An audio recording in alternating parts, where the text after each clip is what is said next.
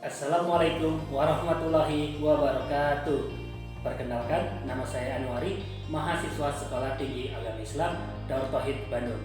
Alhamdulillah, pada kesempatan kali ini saya akan membahas materi tentang teori ilmu hukum.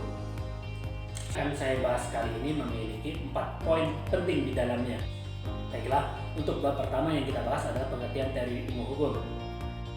Teori ilmu hukum berasal dari bahasa Inggris, yaitu theory of law. Dalam bahasa Belanda disebut dengan Rechtstheorie. Teori hukum pertama kali diperkenalkan pada tahun 1926 yang kemudian berkembang pada tahun 1930-an. Teori hukum merupakan teori yang mengkaji dan menganalisis permasalahan hukum dengan melihat pada sisi normatif, empiris, dan kekuatan mengikat dari hukum. Terdapat beberapa perbedaan pendapat para ahli mengenai teori hukum. Namun dapat disimpulkan bahwa teori hukum berbicara mengenai hal-hal yang berkaitan dengan konsep-konsep hukum, prinsip-prinsip hukum, aliran-aliran hukum, atau pemikiran-pemikiran dalam hukum. Sejalan dengan pertumbuhan jurisprudensi, ada 3 aspek utama teori hukum yang disoroti para peneliti hukum, yakni yang pertama, hukum natural. Ialah ide tentang ada hukum tak tergantikan yang ada dan mengatur kita, dan institusi kita harus berusaha untuk menyamai hukum natural itu. Kedua, jurisprudensi analitik, menanyakan pertanyaan seperti apakah itu hukum, apa kriteria untuk pengesahan legal, atau apa hubungan antara hukum dan moralitas, dan pertanyaan-pertanyaan serupa lainnya. Yang ketiga, jurisprudensi normatif, berkutat seputar apa seharusnya hukum itu. Hal ini bertumbuhkan pada filosofi moral dan politis, dan termasuk juga pertanyaan-pertanyaan dari haruskah seorang mematuhi hukum, dengan dasar apa pelanggaran hukum harus dihukum, penggunaan yang benar dan batasan-batasan regulasi, bagaimana hakim menyelesaikan kasus-kasus. Nah, untuk bab kedua, macam-macam teori hukum. Nah, untuk penjelasan teori hukum dalam ilmu hukum normatif, yang pertama teori hukum kehendak.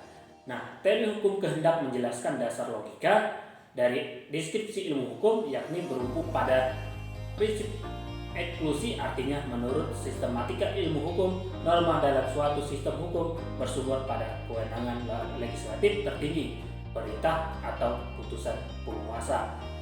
Dan yang kedua, teori hukum norma murni.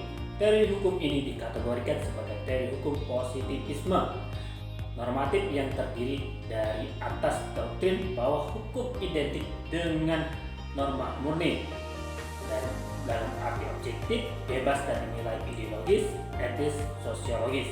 Yang ketiga, teori hukum psikologi.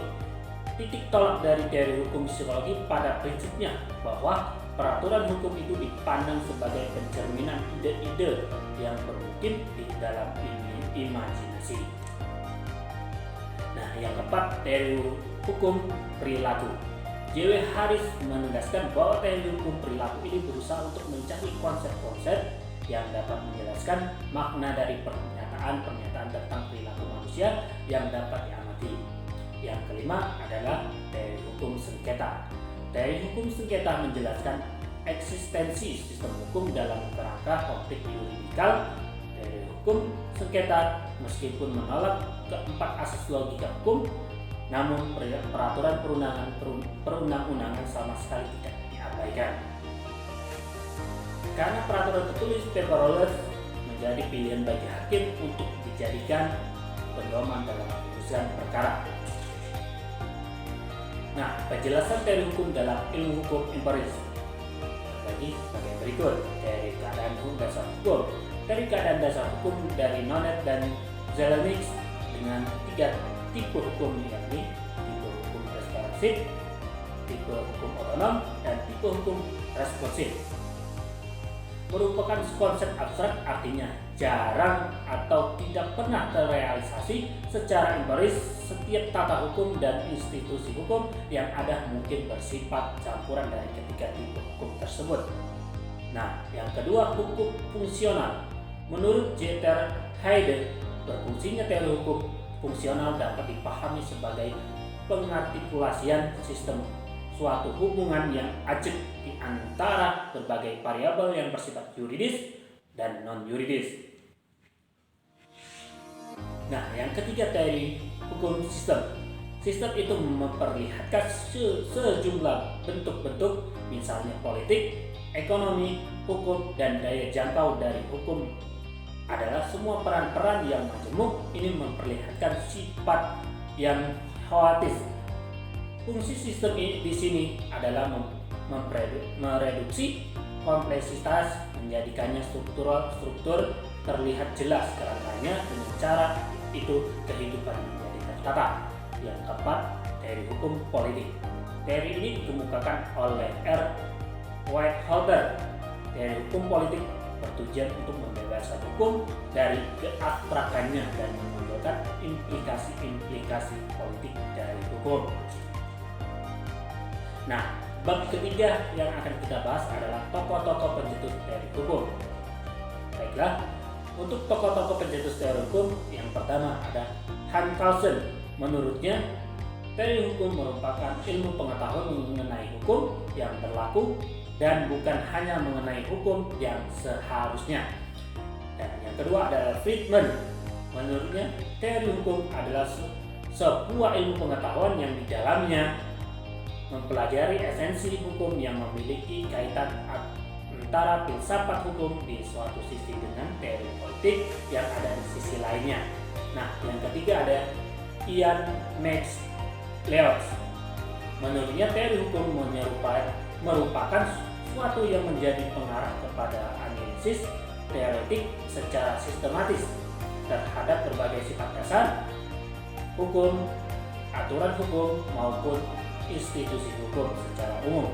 Dan yang keempat ada John Finch. Menurutnya teori hukum yaitu sebagai studi yang di dalamnya meliputi karakteristik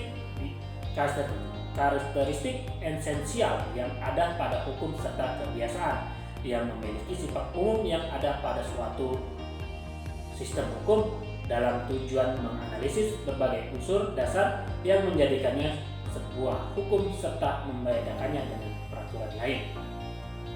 Baiklah, untuk poin keempat kita akan membahas kumpulan teori hukum.